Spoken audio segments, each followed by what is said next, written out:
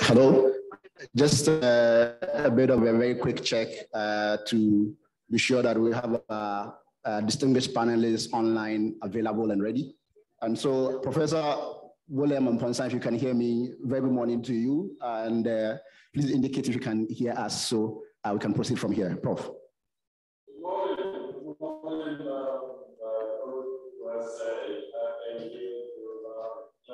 Thank you very much.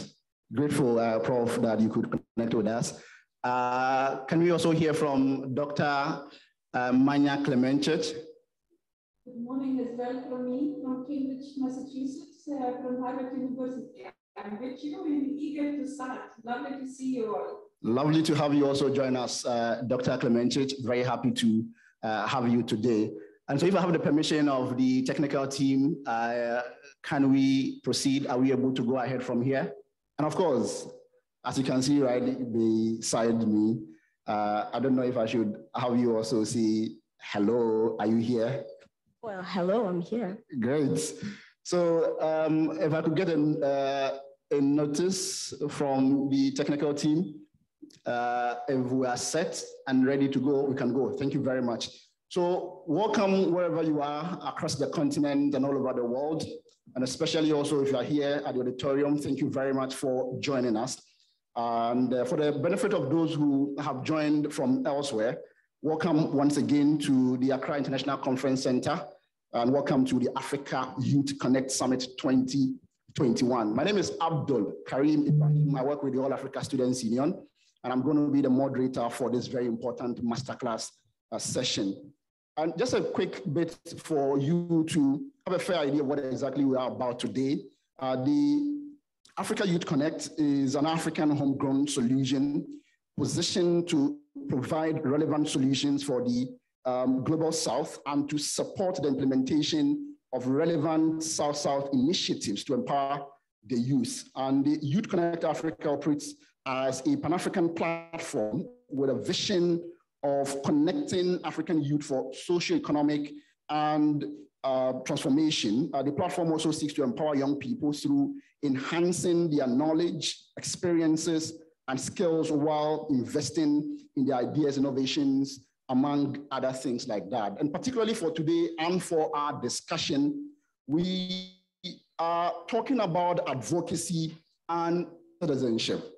And today, many young Africans are growing increasingly disinterested in their states, often as a result of very many things, including the corruption, the poverty, the inequality, the unemployment, among many other things.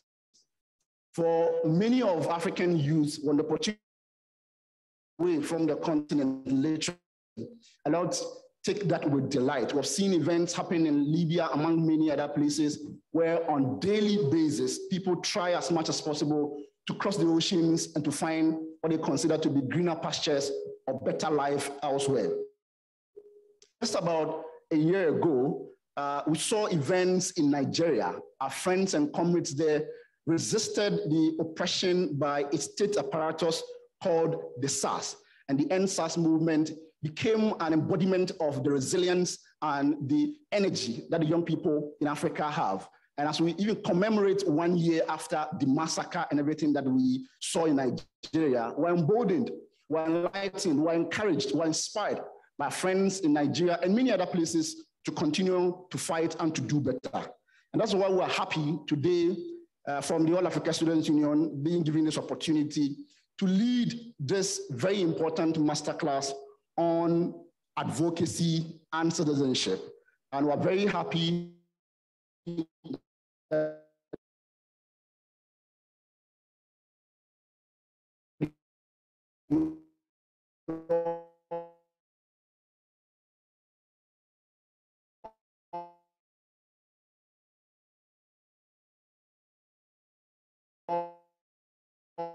are able to join us. I'm not doing this alone.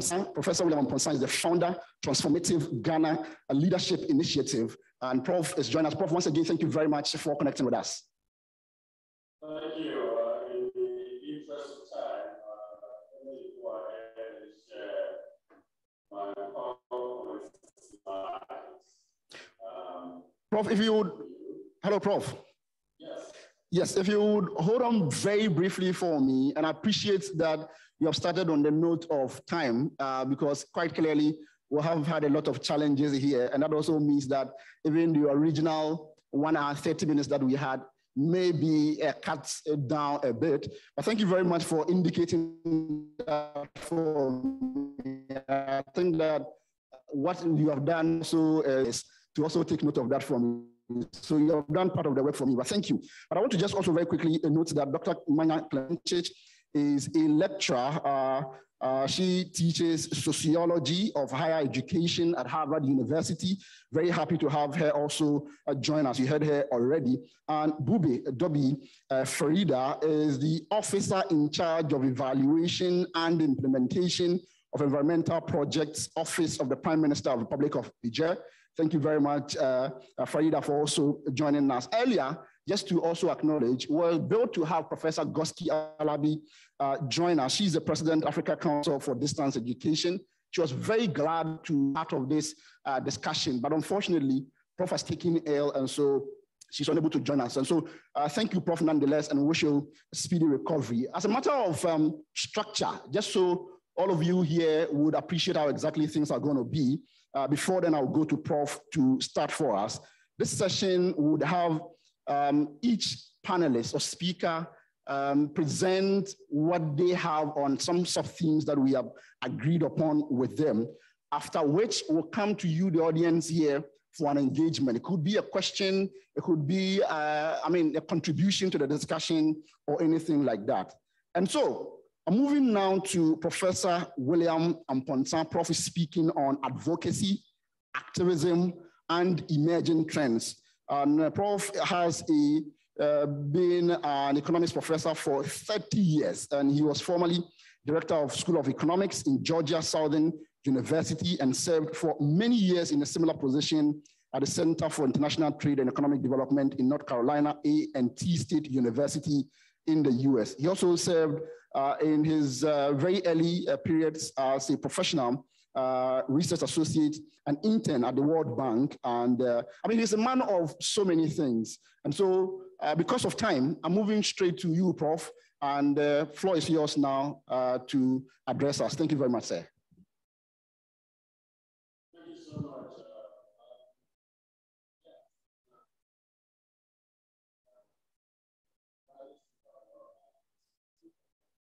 And all of this is you.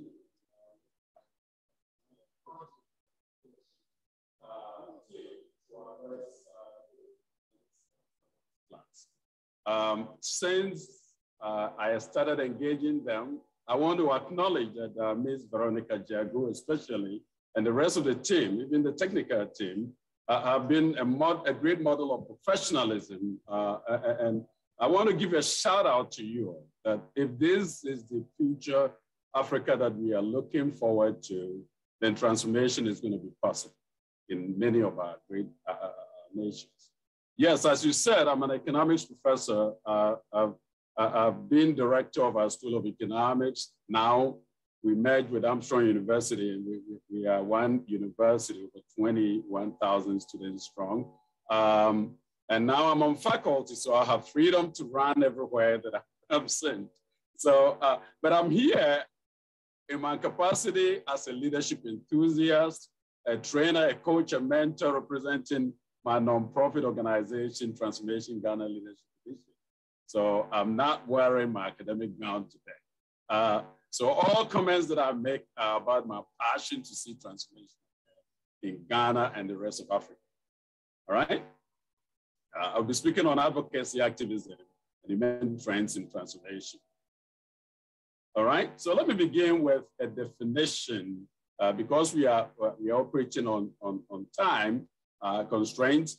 I'm going to briefly define what advocacy is about, the role of an activist, the process of activism in support of advocacy. Then I'm going to talk about two particular types of advocacy and focus on the second, which is the people-centered advocacy. And then I'm going to provide some emerging trends that I'm going to use the John Maxwell team, of which I'm a member, because I'm mentored directly by Dr. John C. Maxwell the number one leadership guru in the whole world whom I've brought to Ghana. And then I'm going to appeal very briefly for a minute or so or two on another mentor who has just written a book called What Are You Really For? You have to note that behind every door of challenges is also the opportunity to leverage. And so Youth of Africa, if you're ready, give us a shout out so we know you are ready. Give us an amen and let's get going. All right, so what is advocacy actually? It's a set of activities undertaken by an individual or group aiming to influence decisions within the political, economic, and social institutions. And it could be local as well as in your community, as well as in the nation. And who is an activist? You know, Ghana's first president, for example, as you see addressing, you know, the seat of the presidency of the United States, Kwame Nkrumah, was considered an activist, a person who campaigned to bring about political, economic, or social change. Young people in Africa today are marching, you know, demanding equal rights, as happened in Nigeria about a year ago that the moderator mentioned, in Ghana and everywhere else, in South Africa. They are walking out, you know, even in the United States, out of classrooms, seeking better economic prospects, quality environmental, you know, issues, advocating for climate change, for example. In the United States, you see schools, high school students marching out of school, demanding better protection because people are getting killed by guns, all right? So the youth are writing the script and telling us how to behave and treat one another well or better. And as Margaret Mead has said, never doubt us, you know, that a small group of thoughtful, committed citizens can change the world. Indeed, if you look at the history of our world, it is the only thing that has ever happened, right? Our independence in Ghana couldn't have been won without sweat and blood. And much of what when we talk about organizing, what are we talking about? Well, we are talking about a process of trying to shift relationships of power. So the process of building power as a group and harnessing this power to create positive change in people's lives. And as I promised, there are two ways that I'm going to look at it very briefly in the interest of time. The first one is public advocacy.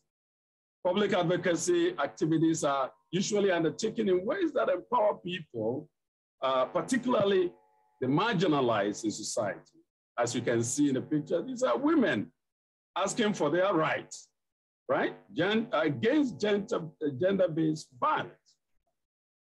Now, in a liberal democratic culture, public advocacy uses the instruments of democracy, which means they can adopt nonviolent and constitutional means to demand change. And this is perceived as a value-driven political process. So the process of changing or shifting unequal power becomes meaningful and bring about lasting, you know, changes and transformation in society. All right? Advocacy may involve resisting unequal power relations, engaging institutions of governance to empower the marginalized, as I said, creating and using spaces within the system. You see the school girls demanding, you know, the idea of promoting girls' rights in school. You know, only in a democratic environment will this be made possible. But the key idea is to strategize the use of knowledge, you know, your skills development and opportunities to influence public policies. All right? So, and sometimes you have to bridge the grassroots micro level policy initiatives, you know, and drive the bigger national agenda to bring about change and transformation. So I give you the example of these ladies, you know, sitting around a table and really strategizing about how they can bring about change. You know, There are 6 major sources of power that we need to be aware of. In the interest of time, I'm not going to delve deep into these, but we'll have an opportunity in the future when time permits for us to do workshops and explain these things better. The first is the power of people or citizens mobilization. The second is the power of information and technology, which I was hoping that Professor Alabi will delve into. The power of constitutional guarantees, the power of direct grassroots experience and linkage, the power of networking alliances and solidarity, as I see YouthConnekt Africa with the All Africa Students Union, for example, all right?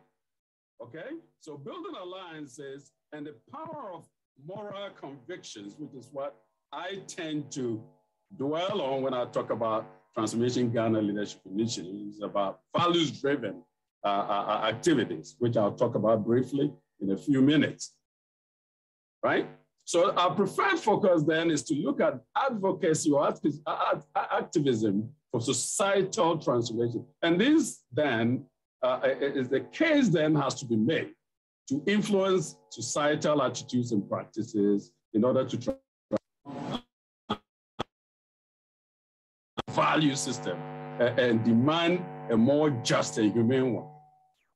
Such issues require what we call the people-centered advocacy.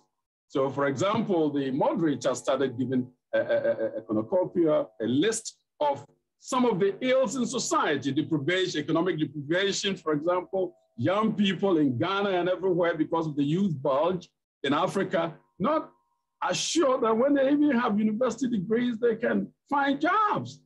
So because we have high youth unemployment, for example, and that's systemic injustice and discrimination. And the big one, even when we go beyond right violation, is corruption, right? So how do you use values to influence how you reshape and transform cultural norms within society in a country, right? Well, you do it through people-centered advocacy or activism, of course. And the key thing is to challenge and change unjust power relations at all levels of society to bring about moral and courageous leadership, all right? So the goals of people-centered advocacy are listed there for you. You know, the idea of social transformation to enable all the people, all the citizens to realize their human rights, including their civil rights, their political rights, their economic rights, and social rights. And the idea is to promote social and economic justice, equitable economic, social change, and then bring about sustainable development. Today, the United Nations and others are promoting the SDGs, right? These are very important.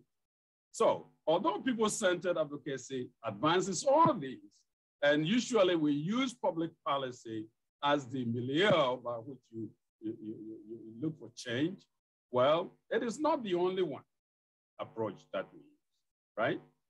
Okay, so as I said, I was hoping the other speakers would delve much deeper into it, but in the interest of time, let us move on and go beyond the education and communication issues and then focus on how do we foster values and values facilitation or training so that we can redefine attitudes, values norms, cultural norms, become more socially responsible and empowered citizens. I would like to transition into what we have done with the John Maxwell team, using the values-based approach, right? So the John Maxwell team is led by my mentor, Dr. John C. Maxwell, whom I brought to Ghana in June 2019, right? In 2011, the John Maxwell team was formed. And by 2013, we have launched the country transformation initiatives with one key initiative in Guatemala. If you look at the map of the world, you see that John Maxwell team members are everywhere. We mushroomed over 60,000 or so people so far, right? And since we started in Guatemala in 2013, we've moved to Paraguay, we've gone to Costa Rica, and next month, Next month, from November 16th through the 21st, this is why I'm no longer in administration. John has invited me to go with him at the John Maxwell Leadership Foundation to Dominican Republic, where we are beginning this approach. We've trained over 8 million people so far in the 3 countries. And when I brought John to Ghana, we met with the president. And we made the case, that Ghana could be used as the textbook case, I mean, every time I come to Ghana, people are complaining about all kinds of things, but they won't take action. Well, we don't want to self-implode, but so far the invitation hasn't come. John said, I'll raise the funds, bring my team, we'll go around and launch this, where I have started doing it on my own in a small way. These values-based people-centered transformation and country transformation initiative to create transformational leaders. So we believe that transformation is available for anyone willing to learn and live good values. And with people who value people, right? And collaborate with others to create a positive values culture. This is what we need everywhere in the world, all right? John has written in his book, Leadership, and I'll show you, so that you can get a copy if you want to. If your actions inspire people to dream more, learn more, do more, and become more, then you are a transformational leader, right? Okay? But most of the time, what do? We passively wait for government, we wait for people in healthcare, education, business, media, arts and entertainment, sports, and religious institutions to do something. And these things are not happening. Remember the famous Chinese General Lao Tzu. He says, if we don't change the direction we are going, we are likely to end up where we are headed, right? Mahatma Gandhi, who himself led this movement for change and transformation in India, leading to independence, says, in a gentle way, you can shake the world. It takes one individual at a time. So I applaud you students, right? Mahatma Gandhi also says that for things to change, first I must change. So we've adopted the moniker that transformation begins in me. Transformation begins in me first. I have to demonstrate it, right? So we can shift the framework of our beliefs and thinking that drive our behavior with these sort of transformational leadership, value strength. And who are transformational leaders anyway? For us, transformational leaders are people who see more before. They are visionaries, they don't lack in imagination. They see potential in problems. They ask, why not? These are like the leadership of the ASU, right? They believe there's always an answer. There's always a solution. There's a better way and a brighter future. They speak up, they say things they need to say, right? They are not shy. They are passionate to see transformation happen. Yeah. And they create, the energy and tenacity in others to join them, in the movement. All right? Let me say a brief thing, a few things about my other corporate mentor, Jeff Henderson, who has just written a book entitled Know What You Are For. Know what you are for. So today... Prof, with respect, if you could also round up on that point for me. My notes are getting filled already because, yes, very insightful things. But just to notify you that the time you should be wrapping up on that book for us, Prof. Thank you. How many minutes do I have to wrap up? Okay, so the technical team tells me you have less than 5 minutes. Oh, less than 5 minutes? Yeah, it's enough for me to finish. You All right, have great. to stop me. Thank you. Because I said I was going to use a few minutes to wrap up this, So Jeff is telling us today that a business or an organization is no longer what it tells customers it is or its clients it is, right? Let's use a business. Business is what other customers tell other customers it is, right? This corporate mindset coach was an executive with Chick-fil-A. It's a restaurant, a fast food restaurant, right? So Jeff is saying that we have to really look at two questions, and that's what I wanted to present to you. If you live here without any gift at all, take these two, right? So to grow your organization, what do you want to be known for? The questions you ask yourself, two questions. What do you want to be known for? This is about visioning and your purpose. And then what are you known for? Which is the sort of, what your customers validate you are really doing, or your clients, right? So the idea is that you have to close that gap, right? Close that gap in terms of what you want to be known for and what you actually are known for. Right? And when you have, the harmony between the two, almost equal, then you're going to derive a fan base of people who are going to advocate for you, right? They are going to go on, build trust with you, and inform other people, about the great things you are known for, right? So this is about purpose, of course. When purpose lives in an organization, the organization lives in and on purpose. So we have to keep this simple. This is the message I wanted to give to you, and in picture form, show it to you also, right? So transformational business or a transformational organization is not attracting attention to itself all the time, which today is what we know as the model that we have, right? Everything is about me, me, me, me. And the customers, their team, the community or nation, and even they, the executives themselves, all are subservient to the goals and visions and missions of the organization or the business, right? Okay, if we flip the conversation a little bit, then we have beyond transformational human beings and communities, we have transformational businesses and organizations. So this is the challenge I'm giving to you, to be the change yourself, right? And use your organization to become, the base in which you are cheering not only your customers or your clients, but the community in which you live, and even your team, right? And make them feel good. If they feel good, then they are going to do what? They are going to give. So benevolence in terms of, organizational behavior, business behavior, coming from a college of business, of course, is something, the norm that we are pushing for going into the future. People using business as a force for good.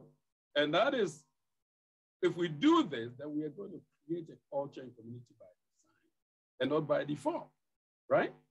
Okay, we can't be passive about this. And I put these statistics out here so that you can chew on it, right? Only 40% today believe brands are, this is a Wall Street Journal survey. Only 40% believe brands are doing this today, right? 74% would not care if the brands they use disappear, right? Only 27% believe the brands they use make life better, right? This is very, very low, right? And 75% expect brands to contribute to our well-being and quality of life. So even in the business environment, doing good is a force for societal, community, and national transformation, if executives can think in that sense, right?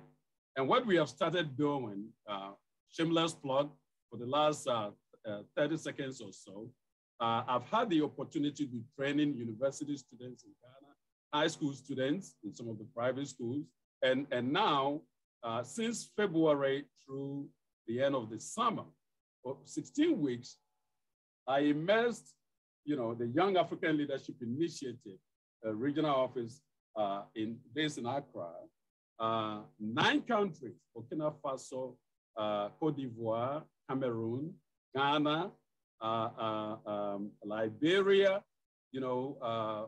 let's see, Liberia, Togo, and of course, the Gambia, right? About 9 countries.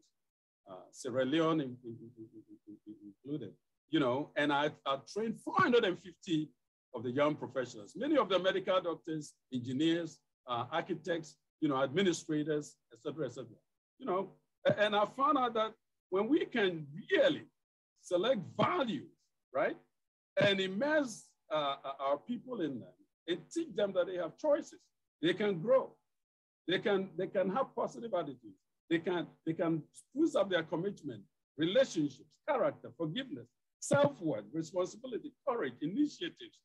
These that I'm reading out for you, setting priorities, being teachable, having self-discipline, resilience, influence. These are the sort of transformational tables we've been having.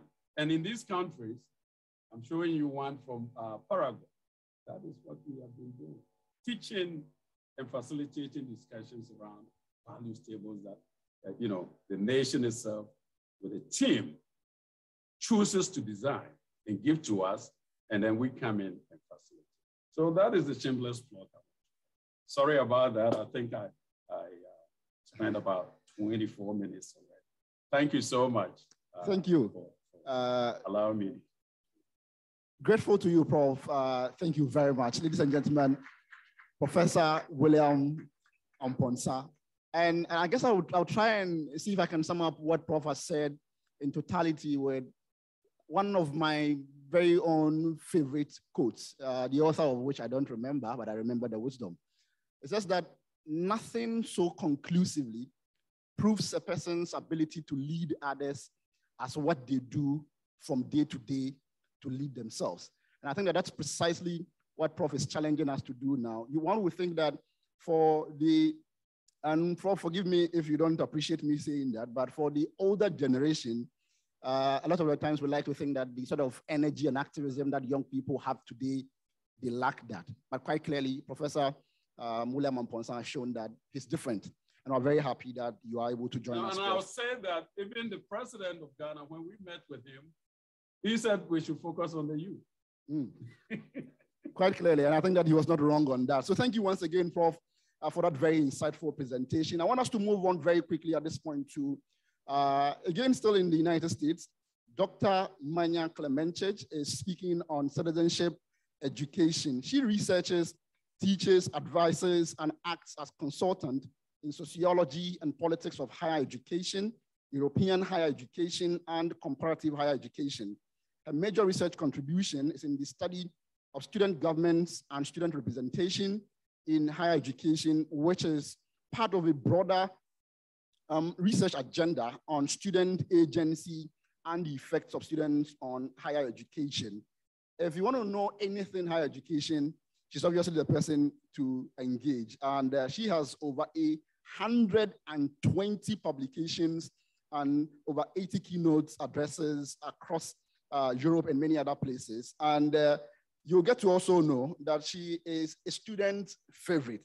3 staple courses offered at Harvard University have repeatedly won Harvard's award for teaching excellence in 2019, 2020, 2021, plus a host of many other impressive things that Dr. Manya Klemenchich has done. She's speaking on citizenship education.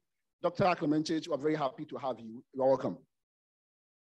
Abdul, thank you so much for this gracious introduction. It is my real pleasure and honor to be part of this important event.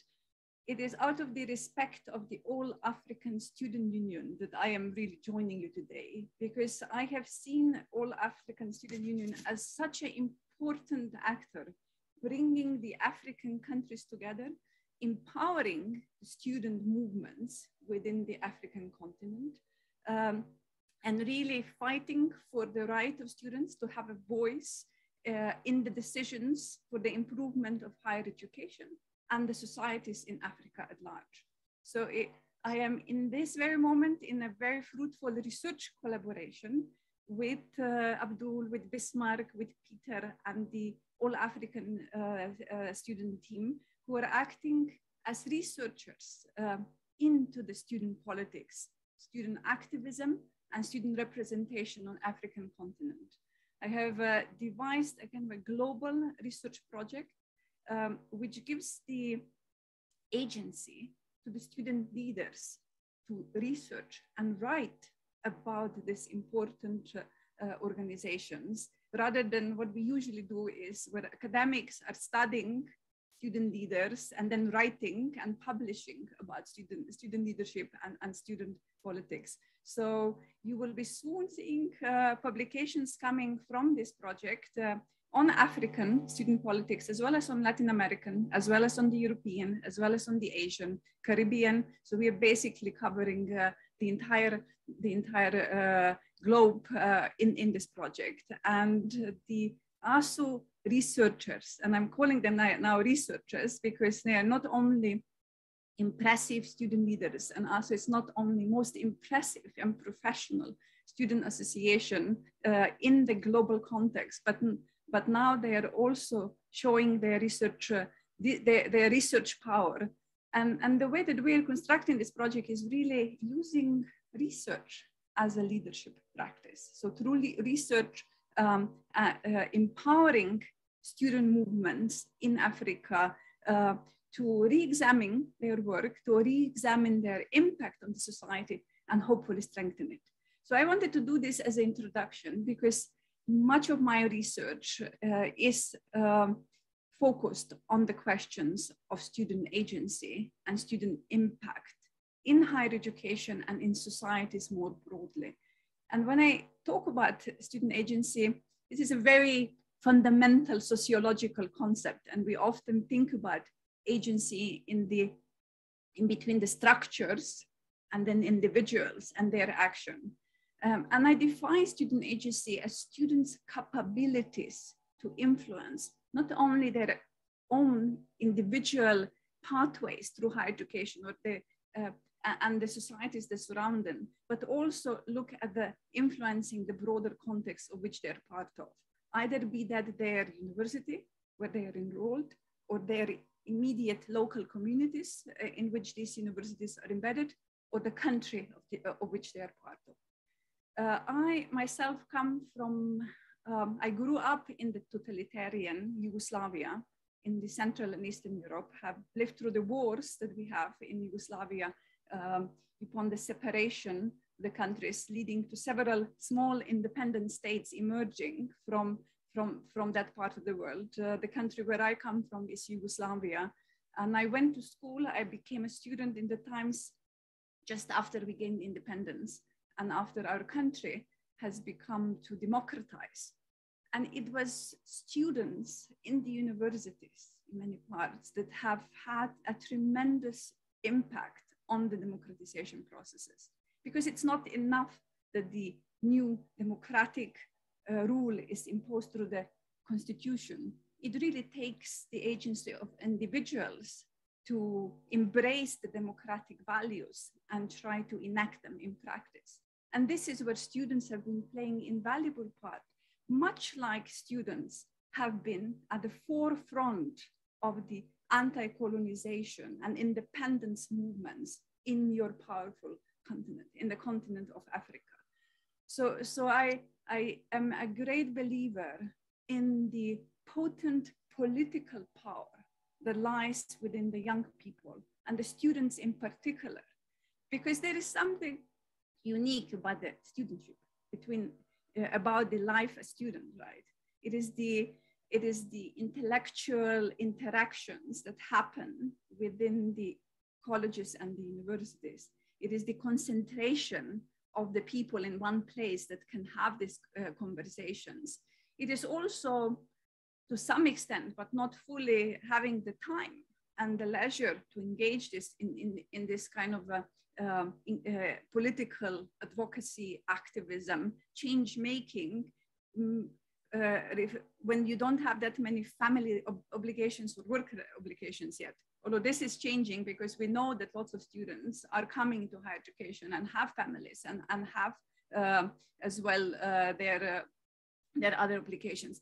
But it is really in the power of the students and of the young people has been demonstrated so many times in my own country, in Yugoslavia, in the processes of democratization of the Central and Eastern Europe, of the part that I'm coming from, as well as we see it, we saw it in Africa and we continue to see it today. So what I wanted to do today for you is take a small abstract from something that I teach my students when I teach student leadership. Because we don't have much time, I really want to focus just on one thing. I have mentioned earlier research as a leadership practice. Research in the way that you get to investigate the practices that you do in view of improving them. So kind of an action research. And this is what we do within the project that also is such an important partner of. But today I wanted to speak about the stories and creating public narratives of what you do as a leadership practice. I know that the African continent, more probably than anywhere else, is a continent which really has such a powerful tradition of storytelling. And I want to capitalize on that powerful tradition and bring it and connect it to the leadership practice. I'm going here with the scholarship of Professor Marshall Gantz, that teaches at Harvard and has this kind of a classical text on the public narratives, collective action and power. And he argues that public narratives, creating stories, public stories about what we do, can be seen as well as a leadership practice of inspiring others to act. So inspiring others to act through telling our stories, our personal stories and stories of our organizations. And the framework for this leadership practice is as follows.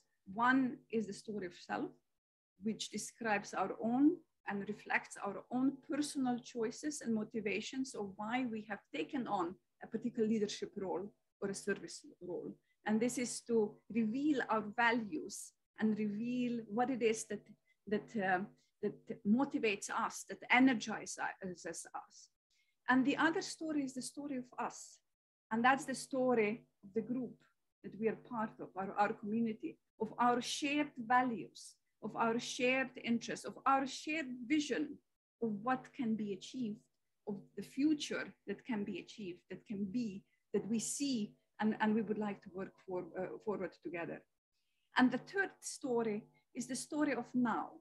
And this is really the story that exposes the challenges and the issues that we need to work on, and the pathways of action that we should be taking to achieve the vision that we have set for ourselves as a story of us. So this is the leadership practice through telling a story. Again, linking back to the powerful tradition of storytelling that you have in the African continent.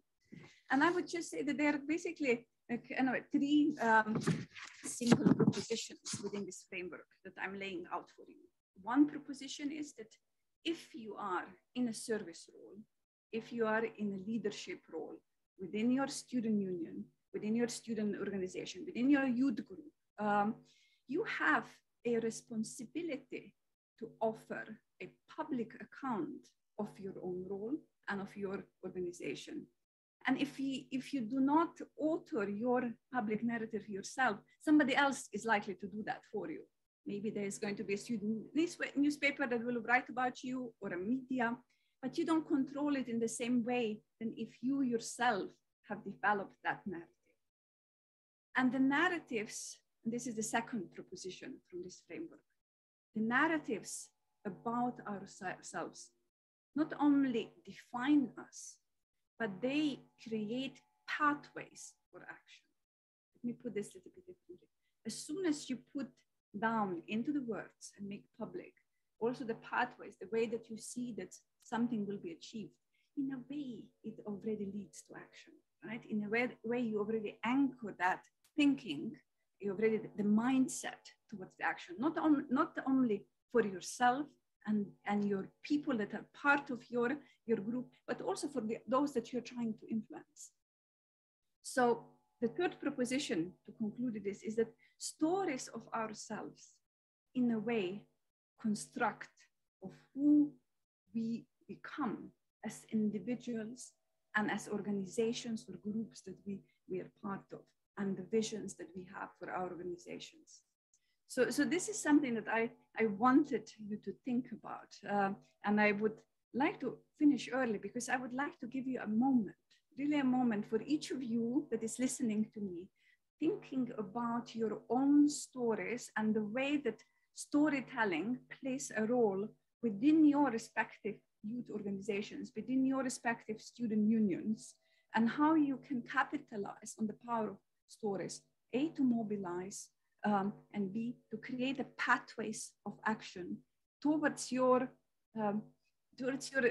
imaginary future selves, towards the visions that you have set for yourselves and for your organizations. I have heard Abdul starting with a powerful story at the beginning, but the incidents in Liberia and in Nigeria, and it's something that I'm taking with me. And Professor Williams wrote a whole array of powerful stories, including the important work that he and the team are doing through the nonprofit in Africa and in other parts of the world. And I can imagine and envision better the work that they do through the stories that they have told you. So it's really a message for you to kind of create. And I would be very happy, instead of me continuing to talk about it, if you would take a moment and write down maybe just kind of a few sentences that will tell me about your story of us. Maybe just I'll focus on us, the story of the group that you're part of and what you do. And I'm hoping, Abdul, if you will be moderating, and I'm hoping to keep a little bit of time of discussion, so maybe somebody will share me, at least somebody from the audience will give me the story so that I know who is there, who is our audience, and I would love to hear their story as well. So I'll just end with this, but just remember, storytelling, creating public narratives as a leadership practice. Leadership practice does not only define what you do, but also creates the pathways of actions. And thinking about three stories: a story of self, a story of us, and a story of now, which defines the challenges and the pathways for action. Thank you. Wow, impressive. Thank you. Thank you so much, Dr. Manya Klemencic, with that equally very insightful, very intriguing presentation. And it's a bit of a very important reminder, and quite also an irony, that the Slovenian woman would remind all of us about stories and how important they are. And if you're an African, you've grown, lived here on the continent, I'm sure you have an array of beautiful stories that perhaps your grandparents or parents or great-great-grandparents or whoever has told you. And I'm sure later when we come back with a discussion, you'll be able to share some more on that. The biggest takeaway for me, before I come to Bube, from Dr. Klemencic is research as leadership practice. And today we have all the tools to be able to, as young people, gather all the information, learn all we can. Because when we do not research, we do not learn, we can't participate. It is the only thing that distinguishes us from stones or animals or things like that. And it's very important, a reminder from Dr. Klemencic. At this point, I'm coming right here to the auditorium and to provide the platform for Bube Dobi Farida. She's a PhD student in water resources management. And she grew up in Niamey in Niger, where she studied until high school. She then completed a bachelor's degree in geosciences, a very obviously intelligent woman, before also proceeding to Abdelmalik Isadi University in Tangier. If I got that wrong, you correct me later, in Morocco for her master's in environmental sciences in 2016. And she has also been on a PhD program since 2019 in hydrogeology and environment, a collaboration between, and here are our terms from French, Institut National Polytechnique Hofé-Boyen in La Côte d'Ivoire and Université Abdou Moumouni in Niger. If I continue, I will expose myself with my very terrible French. Very happy to have you join us also today, Dobi Farida. Well, thank you very much. Great. I'm very happy to be here today. Awesome. So how are you doing? I'm doing very great. I'm doing thank very you. great. Yeah. Well, good. I must say it's a pleasure and an honor being here with you today. Well, it's my first time in Ghana, and I absolutely love the country. So maybe Beautiful. You people could adopt me, right? Well, we're more than happy to do that. More than happy to do that. Well, thank you very much. Awesome. So I must say, good morning to all the panelists that unfortunately could not be here with us today. And what insightful presentation we got here, right? I must admit something. As a student, I'm a bit astonished, being here amongst professors, doctors. Like, I was wondering, what can I say? Like, what can I bring to the table, But hey, isn't that what all this summit is about? Young people doing it. So I'm asking you, all young people here, shall we? Before, going for my contribution, I would like to contextualize the meaning of this particular topic to me.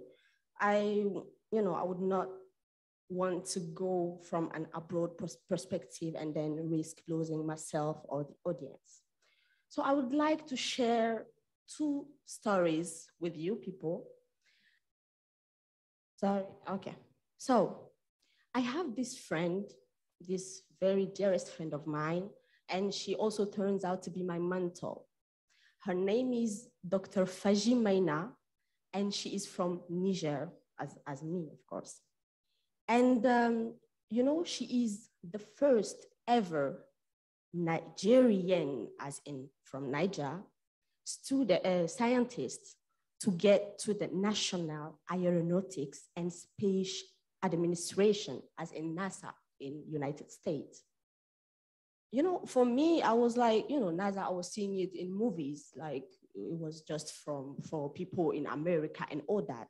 And she just got there. And you know what? She did it at the age of 29 years old. So obviously our president congratulated her. And the whole country was, so proud that every single social media you go in, she will be there. Her story will be there. Then people started contacting me because of the link between the 2 of us. And they were like, oh yeah, your friend, she did it. And I was like, go girl, she did it. And I was, everyone was happy. And then I just realized that one question kept popping up.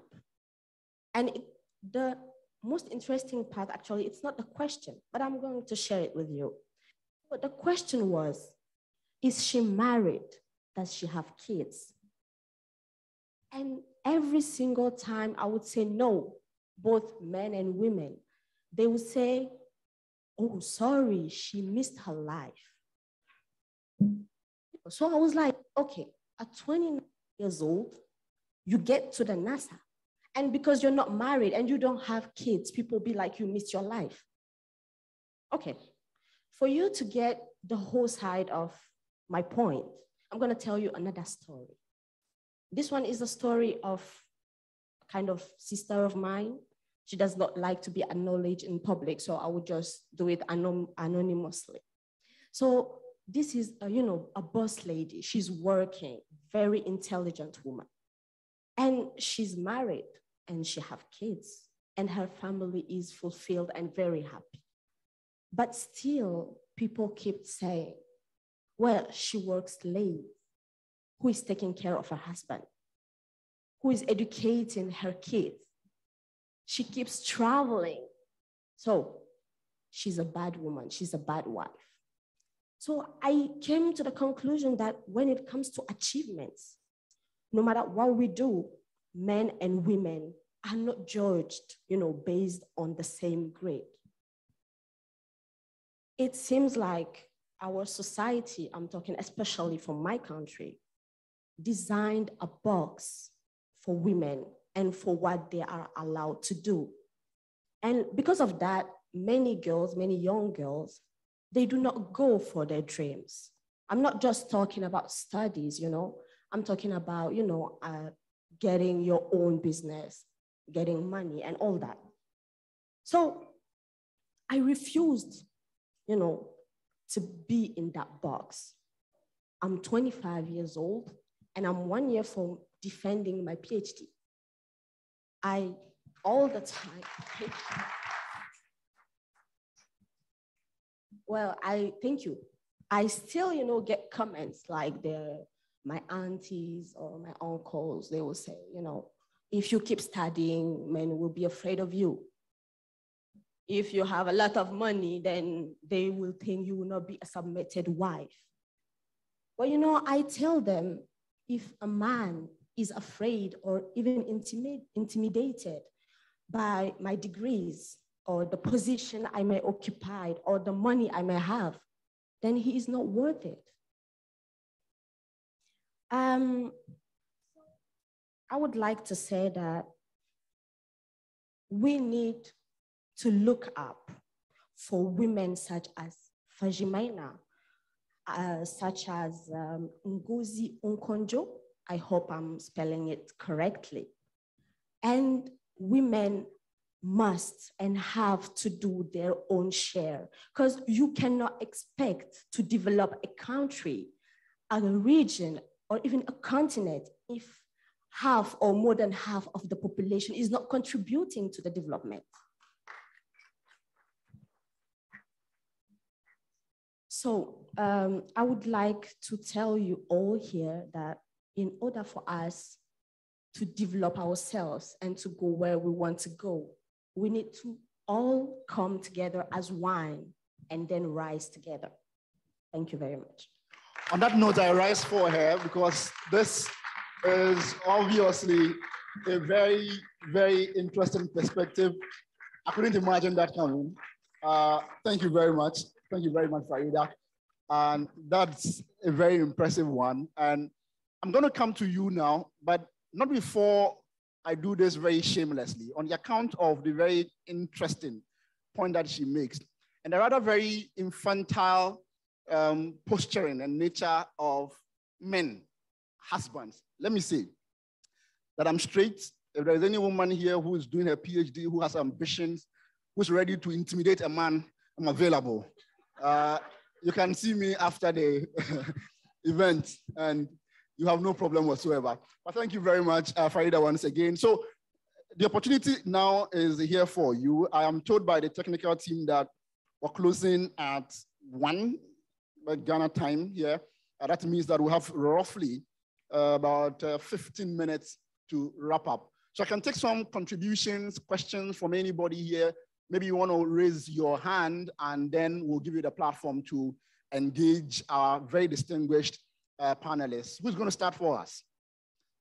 All right, I see a gentleman here. There's a lady out there, and there's another lady there. So I'll take these first 3 submissions, and then I'll go to the other end there. So, sir, you have the platform. I believe the microphones work where you are. If they don't, I can very easily move around, and then I'll give you my microphone. Thank you very much. My name is Malik Majno Herrera. I'm an environmentalist. With regard to the storytelling, Africa is known to take the lead. The oral ones are very, very good, but oftentimes it gets lost in the page of history. It gets to a point where if the one bearing the story is gone, continuity becomes a problem. Is there any way we can tell our stories and store it in a holistic way that the next generation, irrespective of whoever is there or not, can still carry on from where our forefathers started? Very well. Thank you very much. And I'll go to the 2 ladies at the other end. And I also appreciate if you could mention your name and then the country that you are from before you make your submission. Please go ahead. Okay, so the gentleman will help with the microphone there. Great. Good afternoon, everybody. I'm Numfomi Anui, and I come from Cameroon. So my question will be going to Prof. He spoke about democracy in Africa, and he spoke on public advocacy, where he used the picture of the women who were protesting for gender equality. So now I want to ask, we have been using democracy in Africa since independence, and I think we are more than 60 years old, and we keep finding the same problems repeating in every summit or conference. And also, in some countries in Africa, he was comparing Africa to USA. In USA, if you want to do like a public demonstration, police will come out and guide you to follow the good rules. But in Africa, I don't know for some other countries, but I come from the central region of Africa. In Africa, if you dare that, you will receive tear gas, you receive bullets, and if you're so unfortunate, you might even end up in prison, never knowing the day your case will be judged. So I want to understand, isn't it time for us to change, to move? Look at China. Well. Is it not time for us to move? Very well. Thank you very much for that very interesting question. I'll take the next person there, and then I'll get some responses, and then I'll move to the other side.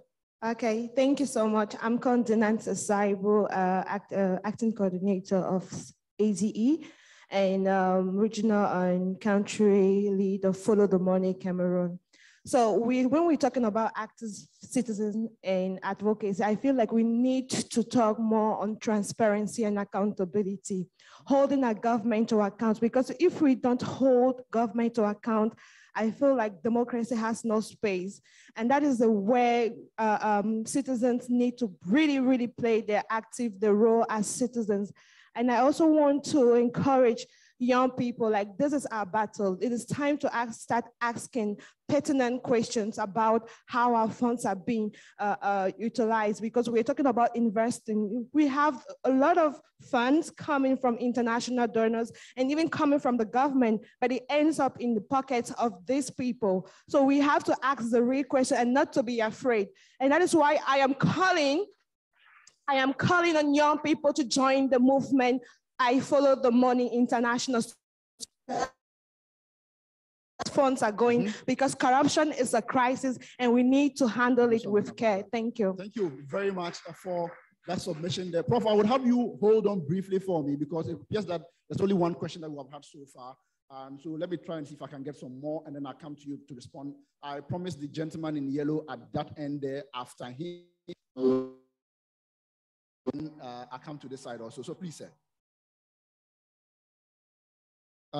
If someone could very quickly help with the microphone for us. And then also, we'll try as much as possible to make this very snappy so that as many people as possible can also. All right. I'm SDA Williams. I'm a Ghanaian, but based in Australia. I'm a writer as well.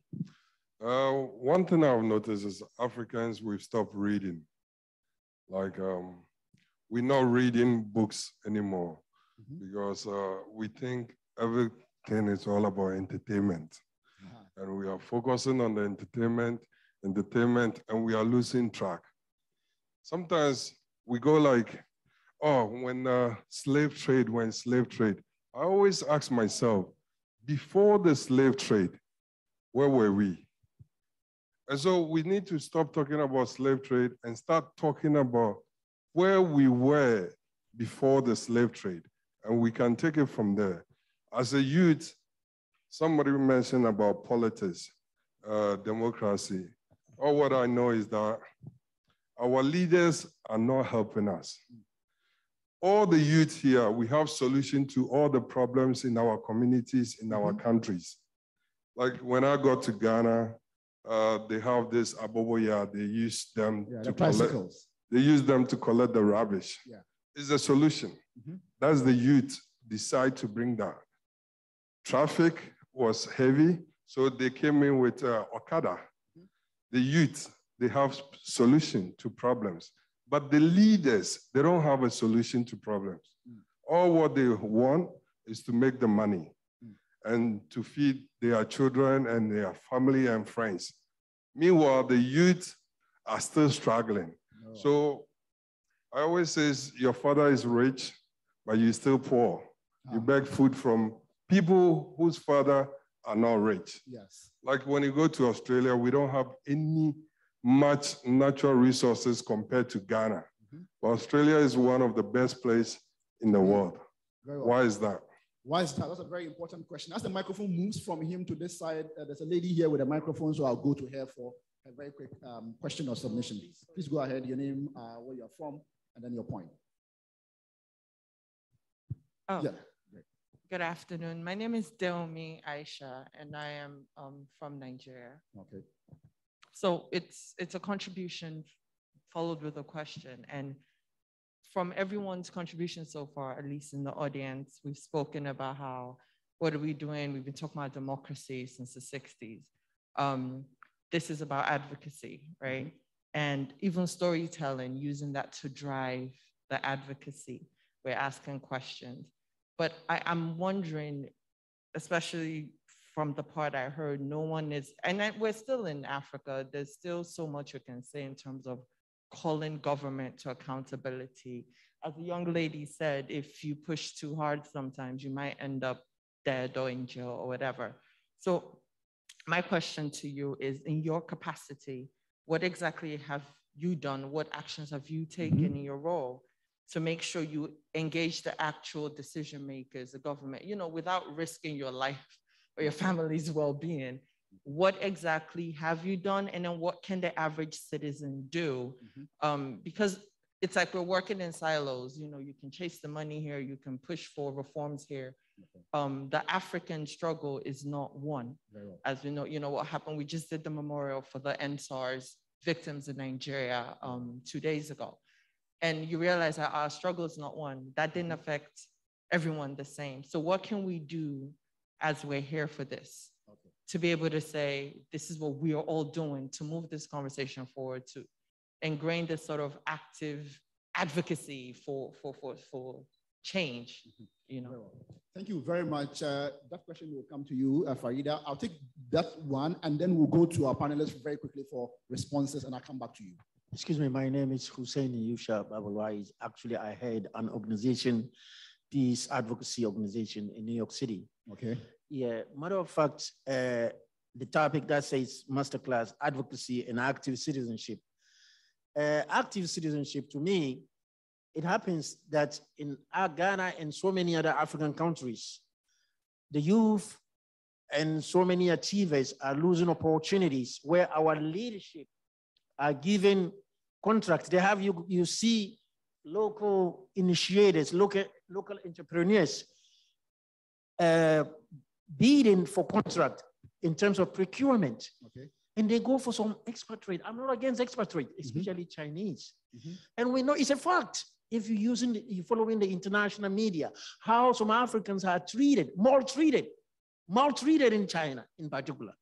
And Chinese, to some extent, we have to be frank, they are very aggressive when they come to your country to do business. Okay. And a lot of, to make it short, I want these organization, youth organization, to advocate at the level of the AU, African Union. They are our leaders to try and like kind of make some kind of a paradigm shift. Okay. You know, that we need a paradigm shift. It's so sad. You see a lot of youth, people with youthful exuberance and ideas are not getting the chance to develop their own economies. Very well. It's so bad. Thank you very much. I want to go online now to Professor William Amponsa. Prof, you start with me. If Dr. Clementich also has some responses for some of the very insightful contributions, you can do so. And then I'll come to Farida. We can all do under 2 minutes. That would be great. My own? Okay. Yeah, your own, Prof. Yeah, there are so many questions. And let me see if I can unify them, advocacy and the democracy. And somebody said, one of the people questioning said we're comparing the United States to Africa. I wonder if you watch in the media. I mean, last year, Black Lives Matter. Blacks, you know, after a young Black man was choked literally to death. You know, and when they demonstrated, who came after them? Even at the White House, right? So this is not the exclusive domain of Africa. Security forces usually respond to political pressure. And depending on who their leaders are, they can go wrong, right? Wherever you are. But you have to be willing to take that risk and mount the challenge. We are willing to train you. We have toolkits to train you you know, so that you get better. You have to invest in yourself. You have to invest in your skills development, in your leadership training. You have to invest also in your personal growth, right? And you have to invest in your professional growth. In Africa, much of the time, I'm a professor, and I've been going up and down across the nations. I will tell you this, we focus on getting certificates and degrees, but after that, it's not enough. You have to learn how you build relationships, and you have to, you know, learn how you, and I love what Professor Manja was saying, Dr. Manja was saying, you know, your own stories. Be willing to stand up, speak out, and advocate for self and for your team and for your community. And then you take it at the macro level to the nation, right? You can go advocate at the AU all you want. I've read their documents, but of course, they are not, you know, they are not going to interfere in any national affairs. So you have to build it from the grassroots up. Okay.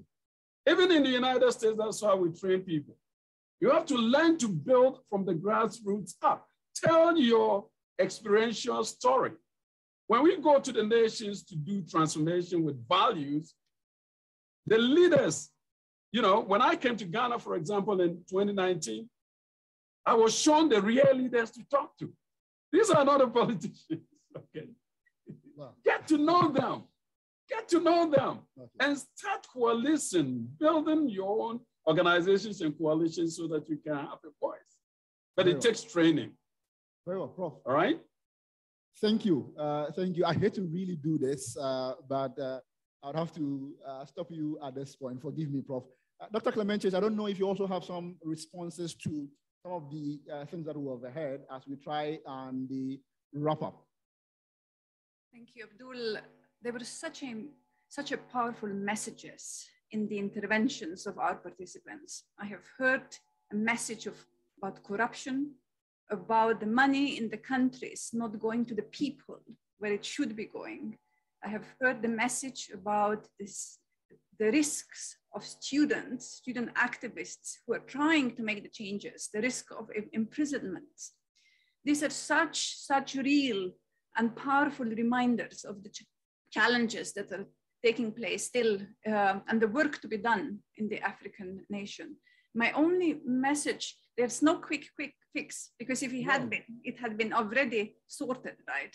But I would kind of reinforce the message of using perhaps technology, of bringing those stories, bringing your visions to the public domain and spreading them widely. One, to mobilize on the grassroots other students and other young people to join you in the fight. And on the other hand, to use these stories as a way of advocacy, as a way of projecting your vision to those that have the power, the governments, the African Union. And I think that ASU in particularly have a role to play, especially in the relations to the African Union and kind of projecting the stories in that regard. The first question by the gentleman was about keeping the stories alive, keeping them for the new generations, and I think writing them down, researching them, and publishing them in the open domains, using the power of the technology can play a role here. So that would be kind of my quick reactions, to use the technology that is disposable to really make these narratives public, to keep them for posterity, and to inform and inspire your peers at the moment, and to address those and call the truth to power that you want to change. And I know maybe just last thought is, I know that there are countries in Africa where students and youth people don't want to have much conversation with the governments because they're bad governments. And this is where the advocacy might take a different course and there might be more activism. But there is a potential for online activism as well, where you might be safer, but it might still reach the white audiences and the international community and international donors that should be hearing about the things that are happening in your country. Very well. But again, thank you so much for having me here. It was true pleasure and solidarity and power to young people in Africa. from me. Thank you very much, Dr. Klemenchich. Very grateful. I've been told our time is up, but I would have Farida address a question that came in from a friend here. And I'm not sure I'll be able to, except that I've given the microphone to someone here. I would come to you. You have some 30 seconds. But Farida, please respond for us. Thank you very much. So the question from my sister from Nigeria, because Nigeria and Nigeria, you know, it's like brother and sister, one being wealthier than the other. The thing I want to say, I think the question was about what to do concretely without you going and risking your life in front of the government. You know, it's sad to say, but unfortunately, our governments listen only to facts. I'm going to explain myself.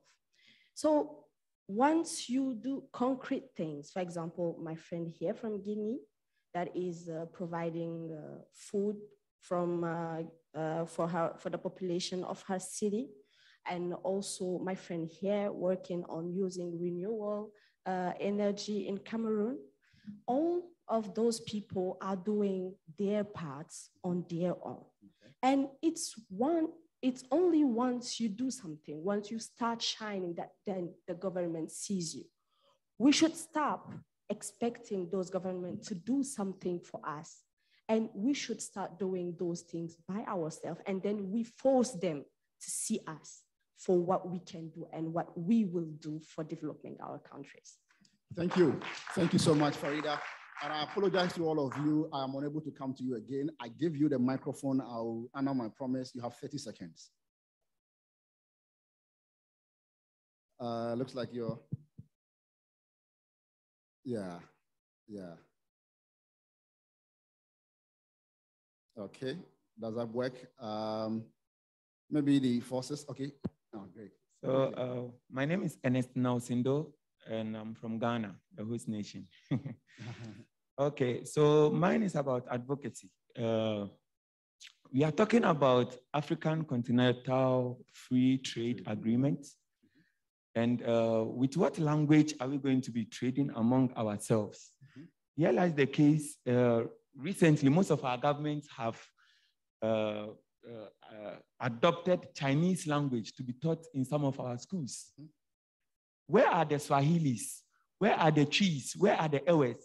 Where are the Zulu languages? Can't we adopt one to be adopted in our schools so that a generation to come will have Africans who speak one language and can trade among ourselves with that language? I think that's pretty much sums it up for us. On that note of language, and I hate to do this, very, very sorry that I have to cut you at this point, but I think that the point is very, very well made, and we have something to munch on and to continue to have a conversation on this. Thank you to everybody, and of course, special appreciation to the All Africa Students Union. They have facilitated this, and thank you to our distinguished panel of experts who have helped us to have this conversation. My name is Abdul Karim Ibrahim. It's been a pleasure to engage all of you, and let's continue with the conversation. Enjoy the summit as it continues, and enjoy Ghana as well. Have a good afternoon.